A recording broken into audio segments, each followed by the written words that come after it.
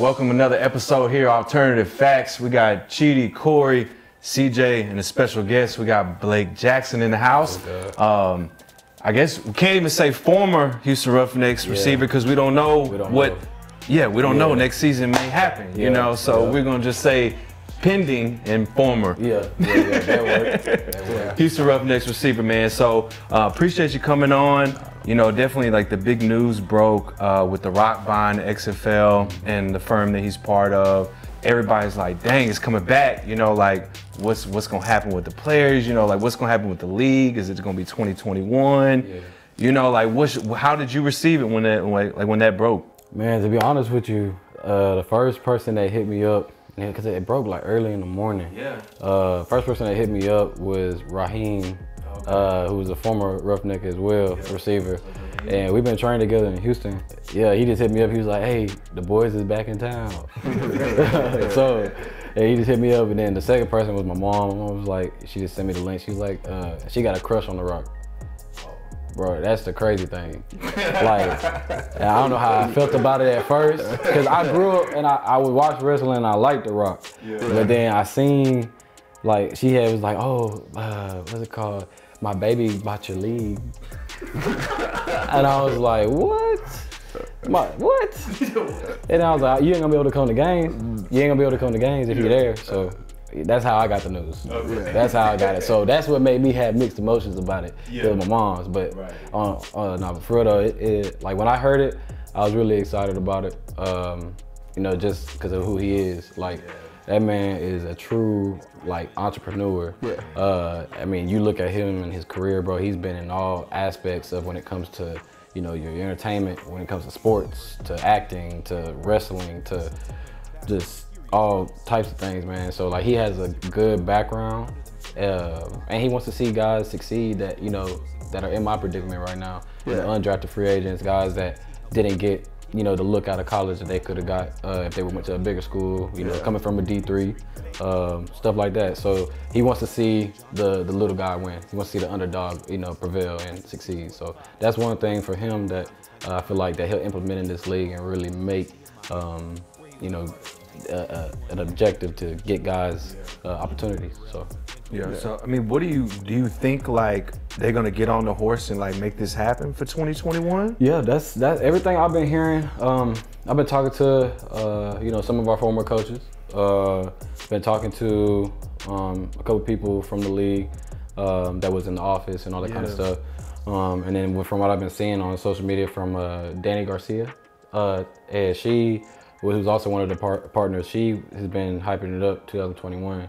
From what I'm hearing, it might be played in a bubble, so it might be one neutralized site, and it might. And to be honest with you, that's a good idea. It's a real great idea, because you look at right now, the only league that's prevailing right now and be able to start their season without any trouble is the NBA. You look at the MLB, they're struggling. They're out here having to cancel games like every week. The commissioner or the guy that runs the league came out and said that if they don't get things under hand, they're going to have to cut the season. So I'm interested to see what they do with 2021. I know they're going to push it for 2021 because it's the perfect timing for it. And if they can sit there and put it in a bubble, it's going to be, they're going to make their money for sure. Yeah. So what have you been doing to like stay in shape and you know, throughout this whole shutdown? Yeah, I mean, so for the first part of Corona, you know, the only thing that was hard was they closed all the gyms. Justin Allen, Leo at LJ Performance, they moved all their stuff outside the parks. And they also made sure to maintain that social distancing laws. They had cops out there all the time watching us, like making sure that we wasn't doing anything that would, you know, wasn't under the rules or whatever. At first, to be honest with you, like the first couple of weeks, I kind of like distanced myself from everybody. I went out and did my own stuff, like out there on my side of town, just was going on in my turf field and training in, I have a weight room that I be training in. It's actually in one of my homeboys' garages, but it's nice. It's nice. But yeah, I was just out there doing that for the first couple of weeks, you know, staying away from everybody until I got more details on this stuff, and then, you know, linked up with the guys at the park, and when they opened the gyms back up, it made it way more easier. So, and ever since then, I just literally that's all I do Monday through Friday, is 2 a days, 3 a days. the weekend, I'll run routes on Saturday, Sunday. Son, you looking pretty tan right now. Yeah, like bro, you just that's all came I've been back outside. I wish, bro. I got out of Houston. Yeah. Been out here, all I do is train Monday through Friday, run routes on Saturday, family day, like a whole family days on Sunday. And then, I mean, when I get done training in the morning, towards the afternoon, I come home, just chilling with the fam, playing Call of Duty. Yeah. Shout out Call of Duty. They released season 5. Y'all add me on that, you'll see I'm top 0% in the world, which Top is a zero? real top 0. That's good. That's good. That's real good. I know that's good. Like I didn't even know that. I had a friend send me a screenshot that was like, I guess you can go on your on the game and you can look up your friends on there and then look in the world and it'll tell you where your friend is at, like on the list. Yeah. You know, I was top 0%. So I take this pandemic, got my Call of Duty game going. Yes, sir. Yes, sir. So one thing I loved, I'll go back to the XFL. One thing I loved, man, about the Houston team, man, was just how good we were. Yeah. I mean, I just thought like we were like from all sides of the ball, like defense and offense, it was special. Like we went to almost every game, and you know. And behind the camera too. Yeah. The stuff that was filmed. Yeah. Right. Yeah. Something cool, you know. But if there is, and like you said, it's supposed to be a 2021 season. Does it feel like a level of unfinished business? Like, cause a lot of it just feels like, yo, what would happen? Like we had plans for like the championship game. Man. We were thinking ahead of our time. Like literally, we were like, we're gonna be here. We're gonna be set up. We had everything planned. Bro, so like for a player who like that was cut literally right in the middle. Yeah. What does that feel like? That was like, so that's so funny you said, like, man, so there was a bunch of money left. That was like one thing. Guys were talking about like the money, because we was winning. And so the extra win incentive, that was like, hey, you know, everybody was enjoying that money. Like, it was so crazy, but we thought about that. We thought about, man, like, we supposed to win this whole thing. And like, that's why if you talk to anybody that was in the league, no matter what team, anybody, they're gonna say, well, technically the Roughnecks is the champions. And you know, we went undefeated. And to be honest with you, I don't think anybody's gonna beat us. Like, nobody would have beat us. Yeah, man. That was a special team. At all. Like, we had a great coaching staff. We had a great offense, defensive scheme and game plans and all that preparation that the system that everybody was going on both sides of the ball, all 3 aspects of the game, offense, defense, and special teams, was like, it would show on game day. And like, there was like a couple games where we had to like fight for a win, but that just went to show you, like, it didn't matter if it was our bad day, we still was gonna come out with the dub. So yeah, we definitely feel like there was unfinished business. You know, I go back to Raheem. Raheem been hitting me up. He was like, every single day we train, he be talking about, man, we were supposed to win the whole thing, man. Like, I can't, man, I'm mad, bro. And then PJ will say the same stuff. A lot of guys just from the team, man, just feel like there was like a lot of like stuff left out just from, you know, getting cut off from the pandemic. You still keep in contact? Everybody still keeps in contact with each other? Okay. Yeah. So like, everybody, like, that was one thing in that short amount of time. There was a couple people that I had played with on the Browns with that actually ended up on that team. But then I got close with PJ, I got close with Raheem.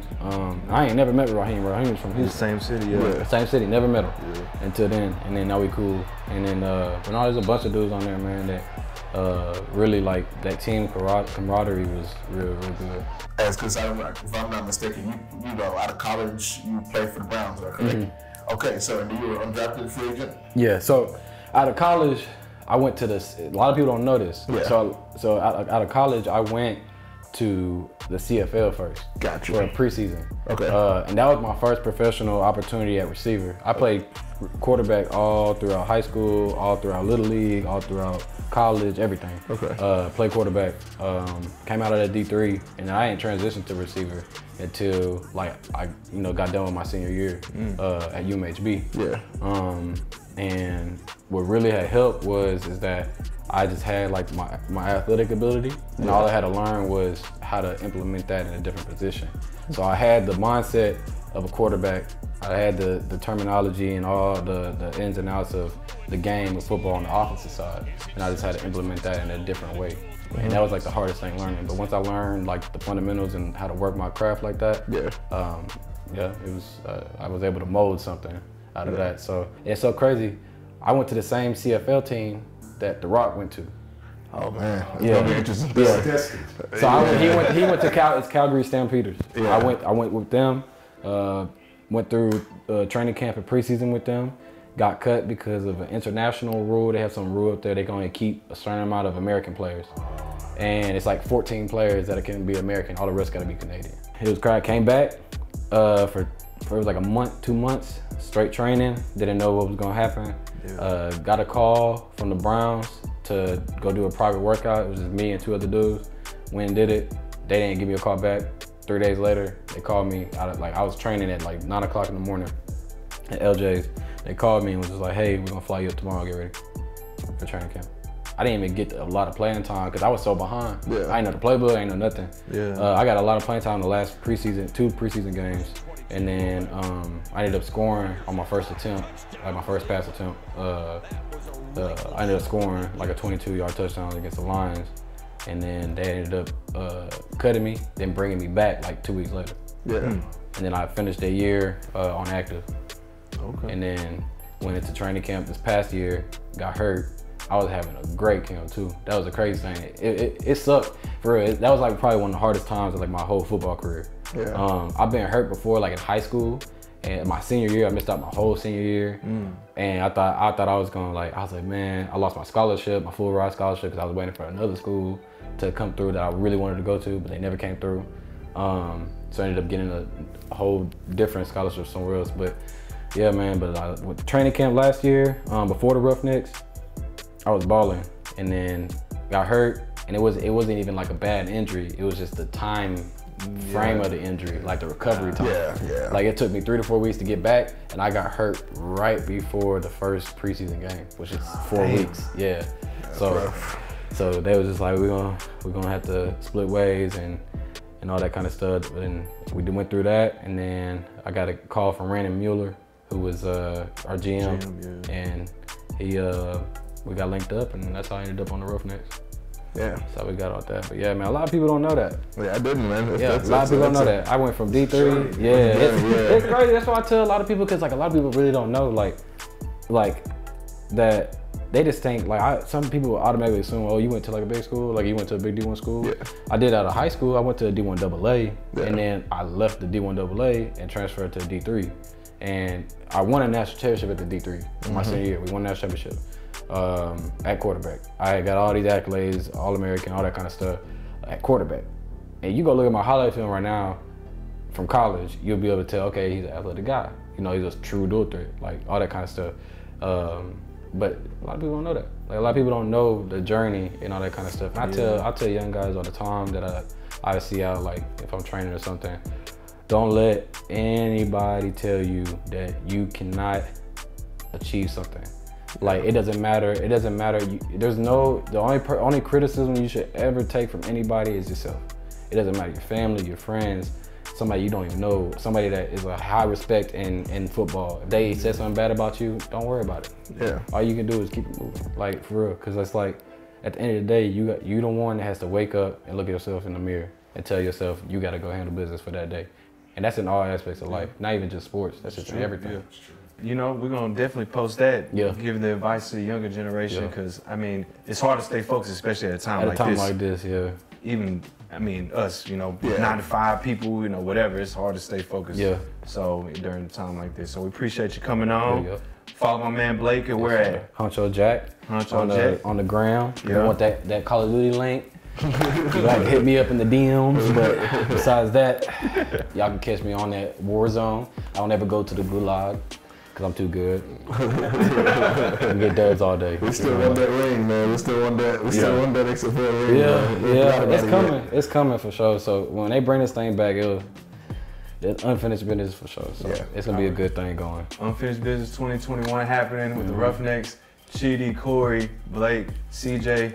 Y'all check us out, subscribe to everything we got going on at Alternative Facts, AFAX Sports on IG. We appreciate y'all.